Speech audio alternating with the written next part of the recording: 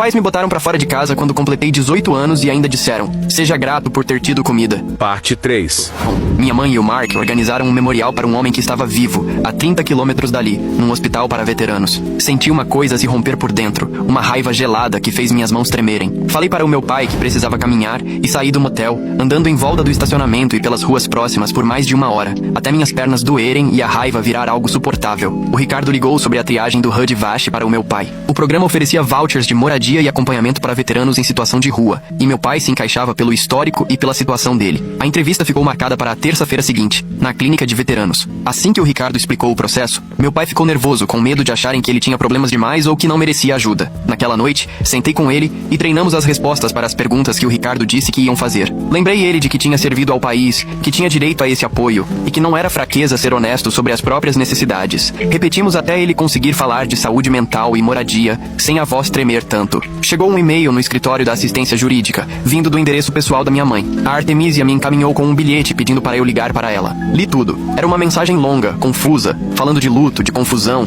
dizendo que sempre quis me contar a verdade quando eu fosse mais velho. Ela botava a culpa no trauma de quase perder meu pai, dizia que tomou decisões ruins por medo, e afirmava que nunca quis machucar ninguém. O e-mail se estendia por páginas, sem admitir de verdade o que tinha feito nem pedir desculpa por nada específico. À tarde, a Artemisia me ligou e disse que aquilo era o típico pedido de desculpas que não pede desculpas, aquele que não admite nada e joga a culpa para o ar. Ela já tinha respondido oficialmente, avisando que a partir daquele momento, toda a comunicação precisava ser feita entre advogados. Fiquei aliviado por não precisar lidar diretamente com isso, por ter alguém fazendo esse filtro para minha mãe não me manipular. Artemisia chegou a cogitar contratar um perito para analisar a assinatura da procuração, mas explicou que peritos são caros, costumam cobrar alguns milhares de reais e que valia mais a pena esperar o resultado da análise interna do banco primeiro. Se eles encontrassem alguma irregularidade, já teríamos argumentos sem esse gasto extra. Eu queria respostas imediatas, mas estava aprendendo que no mundo jurídico, às vezes é preciso ter paciência e esperar o outro lado cometer um erro, em vez de tentar resolver tudo de uma vez. A Artemisia garantiu que continuaria pressionando em várias frentes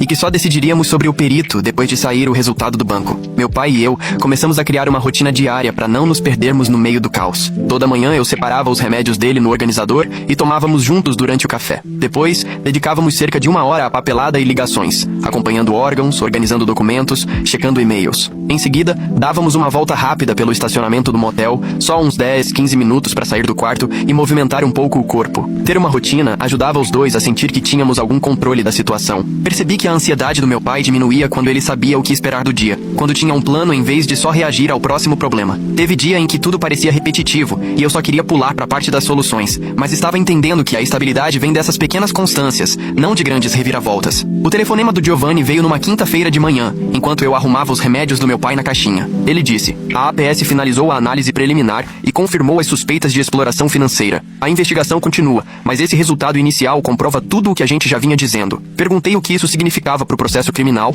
e ele explicou: ainda não é uma decisão final, mas dá ao detetive Hugo uma base forte para trabalhar. Ter documentação oficial do abuso fortalece tanto a parte criminal quanto as ações cíveis. Agradeci e desliguei. Fiquei olhando para o organizador de remédios, tentando processar que, depois de semanas achando que podia estar exagerando, agora tinha alguém oficial dizendo que tudo aquilo realmente aconteceu. Que o que minha mãe e o Mark fizeram era abuso de verdade, com prova no papel. 2 horas depois, o banco ligou e a Agatha explicou o resultado da análise interna deles. Os analistas identificaram que a assinatura na procuração provavelmente foi falsificada, comparando com outros documentos do seu pai. Ela continuou: estamos bloqueando qualquer novo saque da conta de benefícios do seu pai até o fim da investigação. Ainda não conseguimos recuperar o dinheiro, mas assim sua mãe e o Mark não conseguem tirar mais nada enquanto preparamos o caso. Perguntei quanto tempo levaria essa análise e ela respondeu: deve levar mais algumas semanas, essas coisas costumam ser lentas, mas o bloqueio já está valendo. Meu pai quis saber o que estava acontecendo e expliquei sobre as 2 ligações, vendo a expressão dele mudar da confusão para uma ponta de esperança, como se dessa vez, talvez o sistema funcionasse, em vez de só esmagar quem não tem como se defender. A audiência da medida protetiva estava marcada para segunda-feira no Fórum do Condado, e a Artemisia encontrou a gente no saguão, meia hora antes, para revisar o que ia acontecer. Ela explicou que o juiz ouviria os 2 lados e analisaria o boletim de ocorrência sobre o Mark ter aparecido no nosso estacionamento antes de decidir se concedia a medida ou arquivava o pedido. Passamos pela segurança e sentamos num banco do lado de fora do tribunal, com a perna do meu pai balançando sem parar, até que o Mark realmente apareceu acompanhado de um advogado de terno barato. Meu estômago afundou, porque eu quase tinha certeza que ele nem ia dar as caras, só deixaria a medida passar. Mas lá estava ele, com aquele jeito convencido e irritado. O oficial de justiça chamou nosso caso e entramos na sala de audiência. O Mark e o advogado dele de um lado, eu, meu pai e a Artemisia do outro. O juiz pediu pro advogado do Mark começar, e ele alegou que o Mark nunca nos ameaçou, que só estava acompanhando a família depois de uma situação difícil e que era tudo um exagero nosso. A Artemisia levantou, explicou ao juiz sobre o boletim de ocorrência, o padrão de assédio que já estava documentado e o fato do Mark ter aparecido logo depois de começarmos a ação judicial. O juiz leu o relatório por uma eternidade, depois olhou pro Mark e perguntou se ele tinha algum motivo legítimo para estar no nosso estacionamento à noite. O Mark começou a falar de obrigações familiares, mas o juiz cortou e disse que as provas mostravam um padrão de intimidação, então concedeu uma medida protetiva limitada, exigindo que o Mark ficasse a pelo menos 150 metros de distância da gente por 6 meses. Saímos dali e eu senti um alívio misturado com frustração, porque 6 meses parecia ao mesmo tempo suficiente e pouco, mas a Artemisia disse que era uma vitória importante, e que qualquer violação podia levar o Mark direto pra cadeia. O VA agendou a entrevista do meu pai para benefício de representante financeiro na quarta-feira, então fomos até Palmer pra consulta. Uma assistente social que eu não conhecia levou meu pai sozinho pra uma sala, enquanto eu fiquei esperando uns 40 minutos, olhando o celular a cada 2 minutos. Quando ele voltou, parecia cansado, mas tranquilo. Disse que perguntaram quem ele queria que administrasse os benefícios dele, e ele respondeu, eu sem hesitar. Depois a assistente social me chamou para explicar o processo. Eu teria que fazer módulos de treinamento, enviar documentação, mas que a declaração clara do meu pai teria muito peso na decisão. Ela me entregou uma pasta com as informações do treinamento e disse que iriam entrar em contato sobre os próximos passos, e que o objetivo era resolver tudo em até 1 mês. Agradeci e fomos embora. Meu pai quieto no banco do carona, até que finalmente comentou que tinha medo de eu achar responsabilidade demais e desistir. Falei que não ia a lugar nenhum, que estávamos juntos nessa, e ele assentiu, mas dava pra ver que depois de 12 anos sendo abandonado, ele ainda não acreditava totalmente. O Ricardo ligou na quinta de tarde, avisando que meu pai tinha passado na triagem do HUD-VASH e que estávamos liberados para começar a procurar apartamento. Ele me colocou em contato com o Augusto Carne, coordenador de moradia, que explicou que precisávamos de um apartamento de 1 quarto, que atendesse aos requisitos do programa, e que o voucher cobria quase todo o valor do aluguel. O Augusto disse que ia me enviar algumas opções e que eu poderia agendar visitas quando achasse algum lugar interessante. Desliguei e contei pro meu pai que tínhamos conseguido uma moradia de verdade, não só um voucher de motel, e ele quis saber quanto íamos ter que pagar. Expliquei que o voucher cobria praticamente tudo, que só pagaríamos uma parte pequena,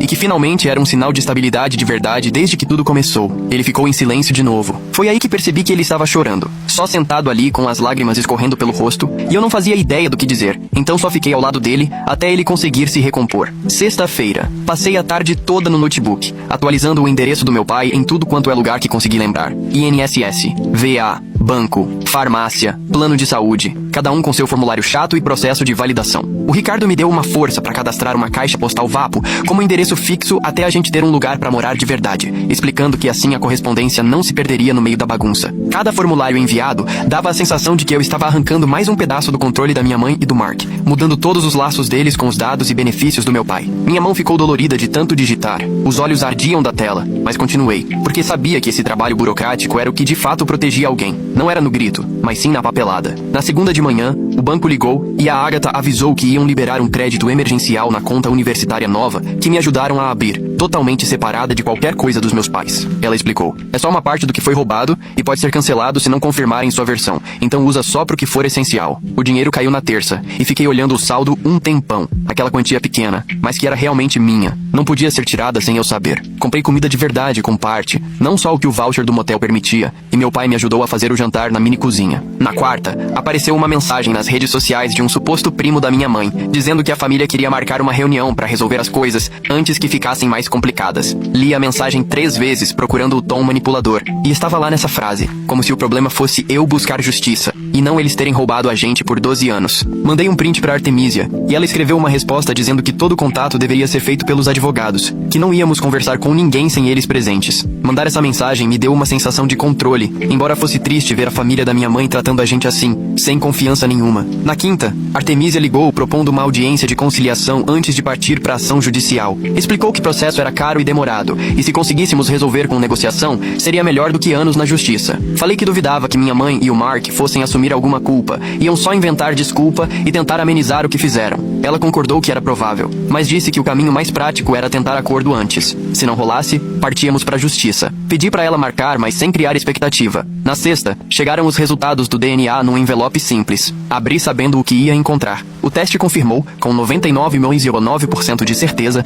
que eu era filho biológico do meu pai, encerrando qualquer discussão sobre meu direito de cuidar dele ou reivindicar algo em nome dele. Giovanni ligou uma hora depois para avisar que também tinha recebido o resultado e ia protocolar na APS como parte da documentação oficial, mais uma prova do nosso vínculo e da minha legitimidade legal. Guardei o laudo na pasta de evidências e salvei na nuvem. Essa prova do que eu nunca duvidei, mas que o sistema fazia questão de exigir. 3 dias depois, enquanto eu preparava o café da manhã na cozinha do motel, Ricardo me ligou dizendo que o VA tinha terminado a revisão da troca de representante legal do meu pai e que a aprovação final sairia nas próximas 2 semanas. Bloquearam temporariamente a conta para evitar qualquer acesso indevido, o que garantia que minha mãe e o Mark não mexeriam em nada até terminar toda a papelada. Perguntei o que acontecia depois da aprovação e Ricardo explicou: você vai ter autoridade legal para administrar os benefícios do seu pai, controle total do dinheiro que deveria ter sustentado vocês esse tempo todo. Meu pai estava ouvindo tudo sentado na mesinha, e quando desliguei e contei, as mãos dele começaram a tremer. Segurei as mãos dele até ele respirar fundo e concordar. Na terça seguinte, rolou a audiência de conciliação na Defensoria Pública, numa sala apertada, mesa toda arranhada,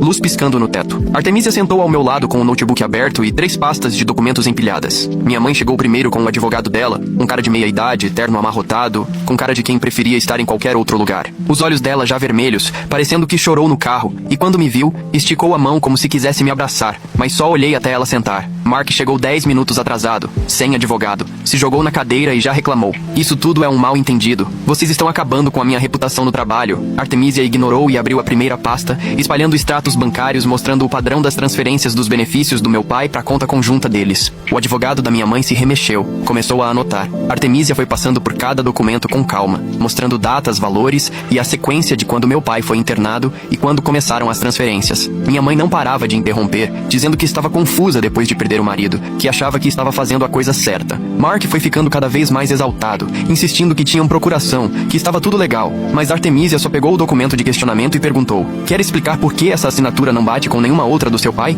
Silêncio total na sala, só o zumbido das lâmpadas. Fiquei lá vendo minha mãe atuar o luto enquanto Mark alternava entre raiva e defesa, e senti algo mudar dentro de mim. Não tava mais com raiva, só cansado, querendo que aquilo acabasse logo para meu pai e eu seguirmos em frente. Depois de mais de 2 horas de discussão, o advogado da minha mãe sugeriu um acordo de ressarcimento e Artemisia contrapôs com termos específicos. Fechamos um acordo preliminar. Minha mãe e o Mark iam seguir um cronograma de pagamentos para devolver o dinheiro comprovadamente desviado, dependendo do que as investigações apontassem. Não era todo o dinheiro que nos deviam e também não houve reconhecimento de crime, mas a Artemisia explicou que isso já nos dava respaldo legal e que se eles não colaborassem, poderíamos tomar outras providências. Assinei onde ela pediu e saí sem encarar minha mãe, que chorava ainda mais alto ao perceber que eu não iria perdoá-la. 2 dias depois, voltamos ao fórum para a audiência de bloqueio dos bens. A juíza, uma senhora de expressão séria, leu a petição da Artemisia enquanto esperávamos e, em seguida, perguntou ao advogado da minha mãe se ele tinha alguma objeção ao bloqueio parcial das contas em disputa. Ele tentou argumentar, dizendo que isso causaria dificuldades, mas a juíza o interrompeu e afirmou que as provas deixavam claro o risco de sumirem com o dinheiro. Ela autorizou o bloqueio,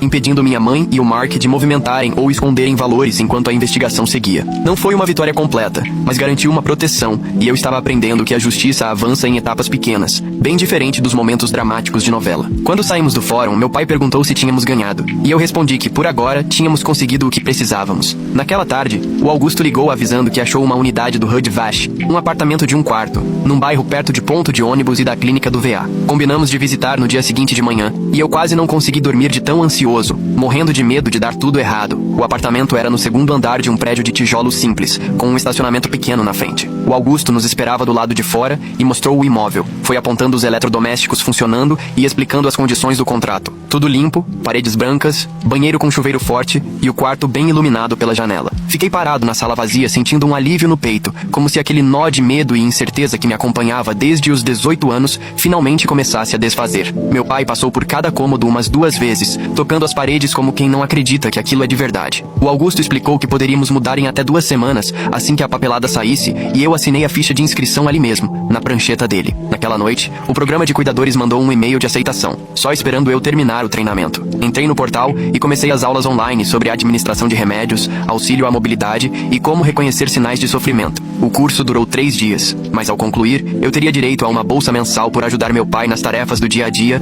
e acompanhá-lo nas consultas. Não era muito dinheiro, mas era uma renda estável e, mais importante, Confirmava que cuidar dele era trabalho de verdade, não só responsabilidade de família. O Giovanni ligou na semana seguinte, avisando que a APS mandou uma carta preliminar de preocupação para minha mãe e o Mark, notificando oficialmente que encontraram indícios claros de exploração financeira de um veterano com deficiência. Ele fez questão de explicar que não era a decisão final, mas já era um achado importante para reforçar tanto o processo criminal quanto a recuperação civil. Perguntei o que vinha depois, e o Giovanni... Curta, comente, siga e compartilhe o perfil para a próxima parte.